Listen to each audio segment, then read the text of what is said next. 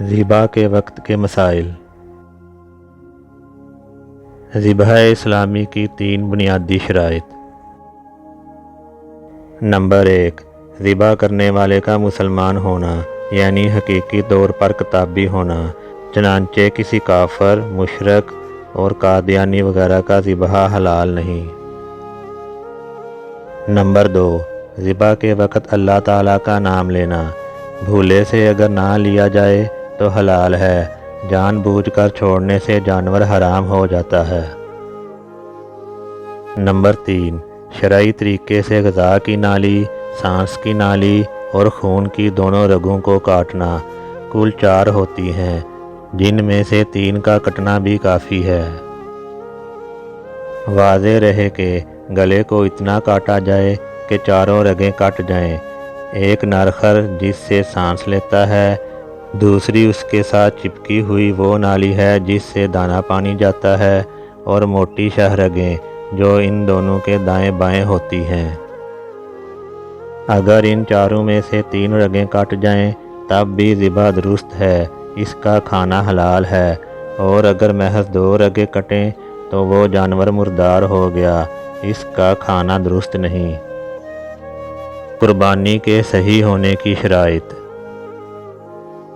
یعنی وہ شرائط جن کا اگر لحاظ نہ کیا جائے تو قربانی ادا ہی نہیں ہوتی، اور وہ یہ ہیں۔ نمبر 1، قربانی کی صحیح نیت کا پایا جانا۔ اگر بلا نیت کے قربانی کر دی جائے یا غلط نیت، یعنی گوشت حاصل کرنے کی نیت سے قربانی کی جائے تو قربانی درست نہیں ہوگی، البتہ خریدتے ہوئے نیت کرنا کافی ہے، اگرچہ ذبح کے وقت نیت نہ بھی کی جائے۔ نمبر 2، جانور میں قربانی کی شرائط کا پورا ہونا۔ قربانی کے جانور میں قربانی کی تمام شرائط کا پورا ہونا، یعنی الف، جانور قربانی کا ہو، مثلاً اونٹ، گائے یا بکرا، بھیڑ یا دمبا ہو۔ ب، جانور کی شرعی عمر پوری ہو، یعنی اونٹ میں 5، گائے میں 2 اور بکرے میں 1 سال مکمل ہو۔ ج، جانور عیوب فاحشہ، یعنی کسی بڑے اور کثیر عیب سے محفوظ ہو۔ نمبر 3، وقت محسوس کا پایا جانا، یعنی 10، 11 اور 12 ذی الحجہ کے ایام ہونے چاہئیں، پس اگر ان دنوں کے علاوہ قربانی کی جائے تو قربانی صحیح نہیں ہوگی۔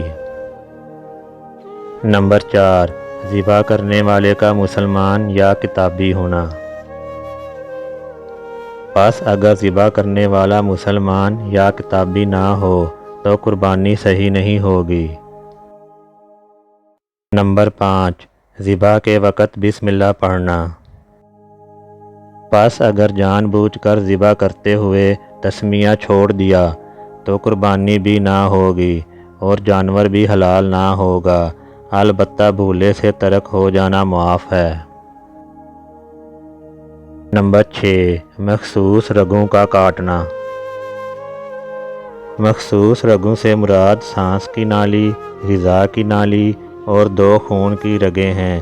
ان 4 میں سے اکثر، یعنی کم از کم 3 رگوں کا کاٹنا ضروری ہے، اس سے بھی کم کاٹنے کی صورت میں قربانی صحیح نہیں ہوگی۔